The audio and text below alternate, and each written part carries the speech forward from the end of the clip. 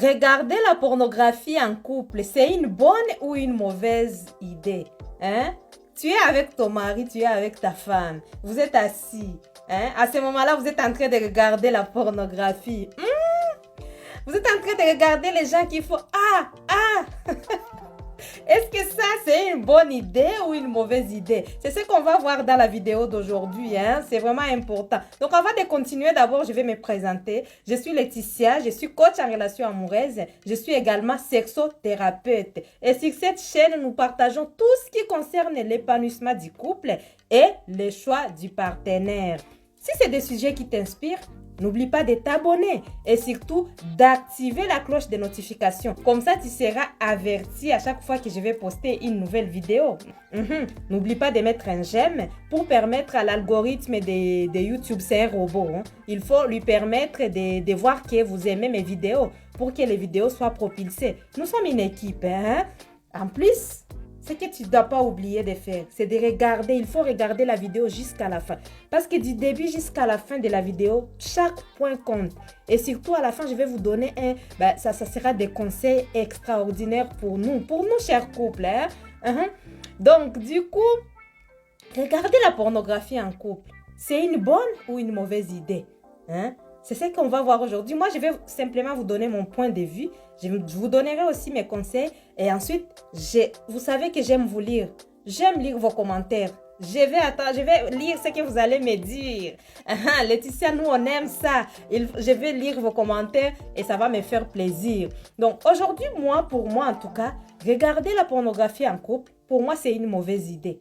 Hein? Pourquoi c'est une mauvaise idée? Je vais vous l'expliquer en 3 points. Donc, numéro 1, pourquoi c'est une mauvaise idée? C'est parce qu'en fait, ça va conditionner notre cerveau.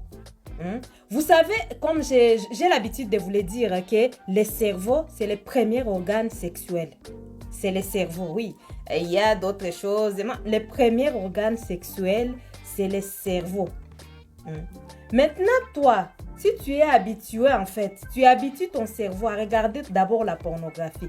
Tu conditionnes ton cerveau à regarder d'abord la pornographie. À un moment donné, ton cerveau ne pourra plus avoir l'excitation, ne pourra plus jouir sans d'abord regarder la pornographie. C'est-à-dire quoi? Si vous avez l'habitude, cher couple, de regarder la pornographie avant vos rapports, donc le cerveau sera conditionné comme ça. Le cerveau aura besoin de regarder une fille qui est en train de faire Le cerveau aura besoin de regarder d'abord l'outil qui entre dans la fleur, dans un film. Et une fois que le cerveau a vu ça, comme ça, le cerveau sera activé et à ce moment-là, tu vas avoir l'excitation pour faire les rapports avec ton mari ou ta femme. Et ça, c'est trop dangereux pour un couple. C'est vraiment trop dangereux. Le fait que tu puisses d'abord activer ton cerveau par ces films et le fait que tu sois même pendant les rapports avec ton mari et que tu penses d'abord à ces films pour que ton corps soit activé, ça c'est trop dangereux. C'est pour ça que j'ai dit dans un premier temps, ce n'est pas une bonne chose de conditionner notre cerveau. Ce n'est pas une bonne chose de le conditionner pour que nous puissions avoir du plaisir. Nous ne devons pas être accros. Le plaisir doit venir de nous-mêmes. Ça ne doit pas venir de l'extérieur. C'est vraiment très important. À numéro 2, c'est que la pornographie, ça va nous amener quoi? À faire des comparaisons en fait. Des comparaisons de beauté surtout. C'est-à-dire que toi, l'homme ou la femme, donc la femme, quand tu vas voir que dans un film, il y a les outils des hommes. Les outils sont énormes. En fait, quand les outils accèdent dans des fleurs, c'est extraordinaire tellement qu'ils sont énormes. Et toi, peut-être ton mari, son outil est moyen. Son outil est petit ou moyen, tu vois un peu. L'outil, c'est le pénis, vous savez. Donc, comme c'est moyen, toi, tu vas commencer à dire, peut-être que je ne suis pas satisfaite parce que l'outil de mon mari est petit. Pourquoi? Parce que tu fais des comparaisons. Et toi, tu oublies quoi? Tu vas oublier que les hommes qui sont choisis là-bas, ils sont choisis sur les bases des critères de la taille de leur outil. C'est-à-dire comme quand tu fais un travail en tant que comptable, on ne va pas te prendre si tu n'as pas ces diplômes-là. Pareil aussi pour les joueurs aux films pornographiques, on va regarder est-ce que tu as la taille énorme de l'outil. Toi, tu vas oublier ça, tu ne vas même pas savoir que ça existe. Même pour les hommes, certains hommes vont voir, les femmes là-bas, leur fleur est magnifique, leur fleur est rose, leur fleur est géniale, les vagins. C'est génial, c'est tout beau et tout. Alors qu'ils vont oublier qu'il y a les tatouages qui sont mis, il y a les fonds d'été qui sont mis pour que les films soient bien tournés. Et ça, cette comparaison-là, quand tu commences à comparer ton mari ou ta femme à un acteur porno et au niveau de la beauté, c'est dangereux pour ton couple. À numéro 3, tu commences à faire la comparaison des performances. Dans des films porno, les amis, tu vas voir un homme qui va faire 1 heure du temps sans jouir. Un homme qui est sur la femme, qui fait 1 heure du temps. Il est avec cette femme, il est avec une autre femme, il est avec 3e femme. Mais cet homme-là ne jouit pas. Et tu vas te dire, oh my God, moi mon homme, quand il arrive, il fait seulement 3 minutes. C'est trop peu. Tu vas comparer. Toi, tu vas oublier que dans les films, là, ce qu'ils font là, il y a des pauses. C'est-à-dire que quand les hommes sont fatigués, ils mettent la pause. Et puis, dans la vidéo, ils ne vont pas montrer qu'il y a eu pause. Ils ne vont pas montrer ça.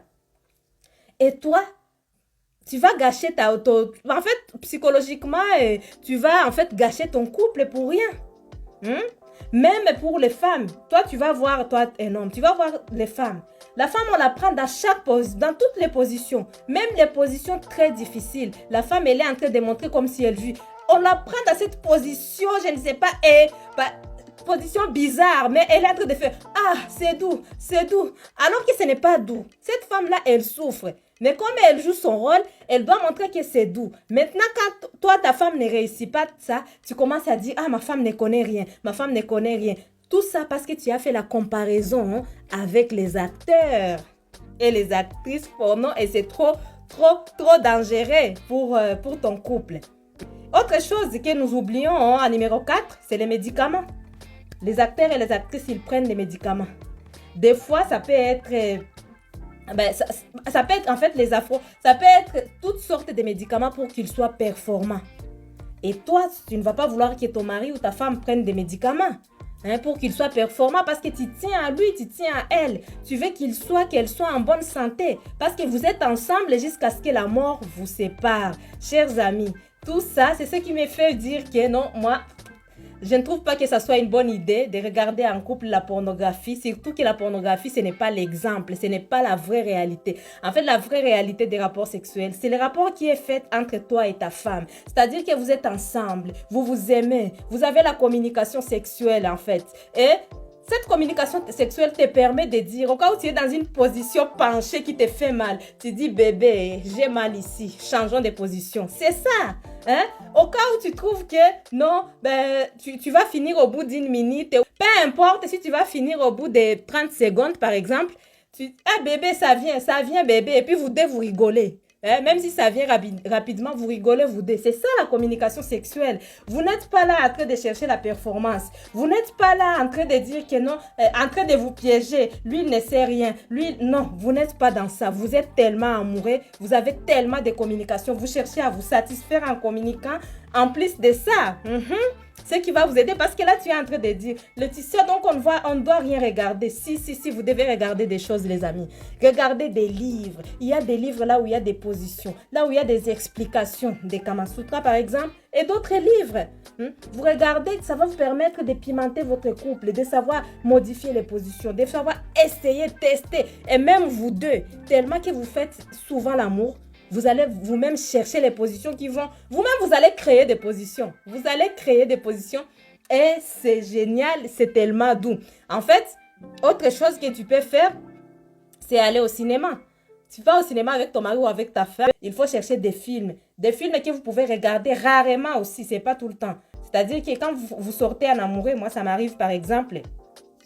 de sortir en amoureux. Donc, à un moment donné, on a regardé avec mon mari 50 nuances of Grey, quelque chose comme ça. Donc, c'est un film où tu vois un couple, même si c'est des acteurs aussi, mais c'est un couple qui montre comment, en fait, ils sont en train de faire les rapports avec des techniques. Des fois, ils s'attachent et tout et tout. Ça, c'est des techniques d'un couple. C'est des acteurs aussi, mais au moins, ça montre un peu la réalité. Et nous, on sait que ce n'est pas la réalité. À un moment donné, même quand vous allez au cinéma, vous verrez qu'il y a beaucoup de couples qui sont venus aussi regarder ces films et ça vous fait plaisir. Vous regardez et puis vous pouvez vous dire, bébé, on va essayer ça et tout. Tu vois, en fait, c'est dans cette complicité-là, c'est un film qui se joue entre un couple, quoi. Hein? Ça, c'est des films que vous pouvez regarder de temps en temps, une fois tous les 6 mois, une fois tous les 8 mois. Et ce que je peux vous conseiller aussi, c'est de les regarder peut-être en allant au cinéma. Quand c'était prévu au cinéma, par exemple, vous allez au cinéma, vous sortez en amoureux, vous vous tenez, tu prends la main de ton mari, tu prends la main de ta femme, vous regardez ensemble et puis vous embrassez même là au cinéma. Et puis quand vous sortez, vous vous prenez par la main. Et quand vous rentrez dans votre voiture, pourquoi ne pas faire un coup? Parce que vous avez tellement chaud et vous avez tellement envie d'essayer les trucs, quoi, tu vois. Mais c'est les trucs naturels, ce n'est pas les trucs du forcing comme ce que vous voyez dans la pornographie. Toujours garder cette complicité, mais en étant dans la vérité, en étant dans la réalité. Ne pas être dans des fictions et ne pas se baser sur les fictions. Maintenant, dites-moi ce que vous en pensez en commentaire. Moi, ça me fera plaisir de vous lire. Vous savez, j'aime toujours lire vos commentaires. Donc, j'attends vos commentaires. C'est vraiment très important. N'oublie pas de t'abonner, toi qui n'es pas abonné. Et je te fais des gros bisous. Et je te dis à très bientôt pour une nouvelle vidéo. N'oublie pas de regarder l'autre vidéo qui va s'afficher quelque part par ici, par-ci ou par-là. Bon, peu importe. En tout cas, que ce soit en haut ou en bas. Regardez l'autre vidéo qui s'affiche.